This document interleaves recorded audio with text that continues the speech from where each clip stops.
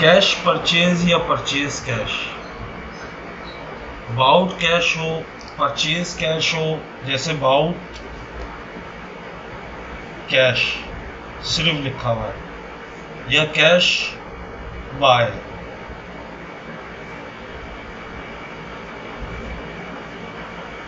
पैसे अपनी मर्जी से लिख लेना, जितनी औकात है उस हिसाब से लिख लेना। Okay, cash purchase, purchase cash, it is a short form of purchase merchandise on cash. यानी जब आप मर्चेंडाइज खरीदते हैं कैश पर तो ये उसकी शॉर्ट फॉर्म है। चाहे बाउट कैश लिखा हो या बाय कैश लिखा हो, कैश बाय लिखा हो, कैश परचेज लिखा हो या परचेज कैश लिखा हो, ये सब का मतलब क्या है? Purchase merchandise on cash.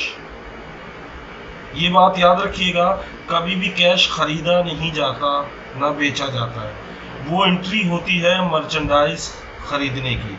जैसे परचेज डेबिट, कैश क्रेडिट। 1000 कर देते हैं अपने हिसाब से भाई, इससे ज्यादा नहीं कर सकते। सही है। इसका भी परचेज डेबिट कैश क्रेडिट, इसका भी परचेज डेबिट कैश क्रेडिट, इसका भी परचेज डेबिट कैश क्रेडिट। ये नहीं कर देना बाय डेबिट कैश क्रेडिट, बाउट डेबिट कैश क्रेडिट। नो भाई, परचेजेस डेबिट कैश क्रेडिट, एस लगेगा परचेजेस में। सही है।